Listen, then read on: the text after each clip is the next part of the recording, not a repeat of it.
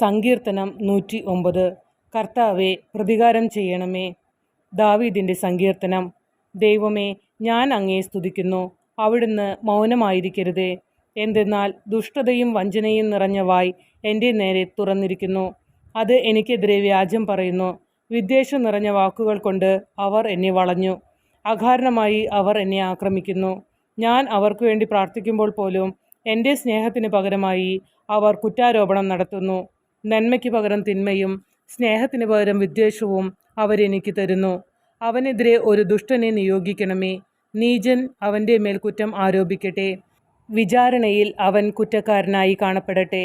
അവൻ്റെ പ്രാർത്ഥന പാപമായി പരിഗണിക്കപ്പെടട്ടെ. അവൻ്റെ നാളുകൾ ചുരുങ്ങിപ്പോകട്ടെ. അവൻ്റെ വസ്തുവകകൾ മറ്റൊരുവൻ അപഹരിക്കട്ടെ. അവൻ്റെ മക്കൾ അനാഥരും അവൻ്റെ ഭാര്യ വിധവയുമായി തീരട്ടെ. അവൻ്റെ മക്കൾ അലഞ്ഞു നടന്ന് ഭിക്ഷയാചിക്കട്ടെ. അവർ വസിക്കുന്ന നഷ്ടശിഷ്ടങ്ങളിൽ നിന്ന് അവർ ആട്ടിയോടിക്കപ്പെടട്ടെ. കടക്കാർ അവൻ്റെ സ്വത്ത് പിടിച്ചെടുക്കട്ടെ. അവൻ്റെ അധ്വാനത്തിൻ്റെ ഫലങ്ങൾ അന്യർ കൊള്ളയടിക്കട്ടെ. അവനോട് കാരുണ്യം കാണിക്കാൻ ആരുമുണ്ടാകാതിരിക്കട്ടെ. അവൻ്റെ അനാഥരായ മക്കളോട് ആർക്കും അലിവു തോന്നാതിരിക്കട്ടെ. അവൻ്റെ വംശം അറ്റുപോകട്ടെ. രണ്ടാം തലമുറയിൽ അവൻ്റെ പേര് മാഞ്ഞു പോകട്ടെ. അവൻ്റെ പിതാക്കന്മാരുടെ അകൃത്യങ്ങൾ കർത്താവിൻ്റെ സന്നിധിയിൽ ഓർമ്മിക്കപ്പെടട്ടെ. അവൻ്റെ മാതാവിൻ്റെ പാപം മാഞ്ഞു പോകാതിരിക്കട്ടെ. അവ നിരന്തരം കർത്താവിൻ്റെ മുൻപാകെ ഉണ്ടായിരിക്കട്ടെ.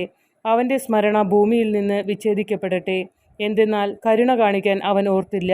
മാത്രമല്ല, ദരിദ്രരെയും അഗതികളെയും ഹൃദയം തകർന്നവരെയും അവരുടെ മരണം വരെ അവൻ പിന്തുടർന്ന് ഉപദ്രവിച്ചു.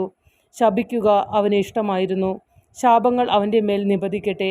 അനുഗ്രഹിക്കാൻ അവൻ ഇഷ്ടപ്പെട്ടില്ല. അത് അവനിൽ നിന്ന് അകന്നു നിൽക്കട്ടെ. വസ്ത്രമെന്ന പോലെ അവൻ ശാപമണിഞ്ഞു.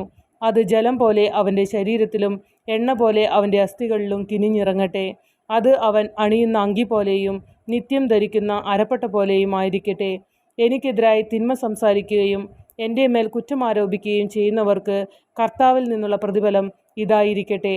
എന്നാൽ എൻ്റെ ദൈവമായ കർത്താവെ, എന്നോട് അങ്ങയുടെ നാമത്തിനൊത്ത വിധം പ്രവർത്തിക്കണമേ. അങ്ങയുടെ വിശിഷ്ടമായ കാരുണ്യത്തെ പ്രതി എന്നെ മോചിപ്പിക്കണമേ. ഞാൻ ദരിദ്രനും അഗതിയുമാണ്. എൻ്റെ ഹൃദയം നുറുങ്ങിയിരിക്കുന്നു. സായാഹ്നത്തിലെ നിഴൽ പോലെ ഞാൻ കടന്നു പോകുന്നു. വെട്ടുകിളിയെ എന്ന പോലെ എന്നെ കുടഞ്ഞെറിയുന്നു. ഉപവാസം കൊണ്ട് എൻ്റെ കാൽമുട്ടുകൾ ദുർബലമായിരിക്കുന്നു. ഞാൻ എല്ലും തോലുമായിരിക്കുന്നു.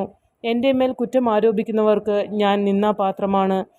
അവർ എന്നെ കാണുമ്പോൾ പരിഹാസപൂർവ്വം തല കുലുക്കുന്നു. എൻ്റെ ദൈവമായ കർത്താവെ, എന്നെ സഹായിക്കണമേ. അങ്ങയുടെ കാരുണ്യത്തിനൊത്തവിധം എന്നെ രക്ഷിക്കണമേ. കർത്താവെ, ഇത് അങ്ങയുടെ കരമാണെന്നും അവിടുന്നാണ് ഇത് ചെയ്യുന്നതെന്നും അവർ അറിയട്ടെ. അവർ ശപിച്ചു കൊള്ളട്ടെ. എന്നാൽ അവിടുന്ന് അനുഗ്രഹിക്കണമേ. എൻ്റെ എതിരാളികൾ ലജ്ജിതരാകട്ടെ. അങ്ങയുടെ ദാസൻ സന്തുഷ്ടനാകട്ടെ. എന്നിൽ കുറ്റം ആരോപിക്കുന്നവർ അപമാനം ധരിക്കട്ടെ. അത് പുതപ്പെന്ന പോലെ അവരെ പൊതിയട്ടെ. എൻ്റെ അധരങ്ങൾ കർത്താവിനെ ഏറെ കൃതജ്ഞതയർപ്പിക്കും. ജനക്കൂട്ടത്തിൻ്റെ നടുവിൽ ഞാൻ അവിടുത്തെ പ്രകീർത്തിക്കും. മരണശിക്ഷയ്ക്ക് വിധിക്കുന്നവരിൽ നിന്ന് രക്ഷിക്കാൻ അഗതിയുടെ വലത്തുവശത്ത് അവിടുന്ന് നിൽക്കും.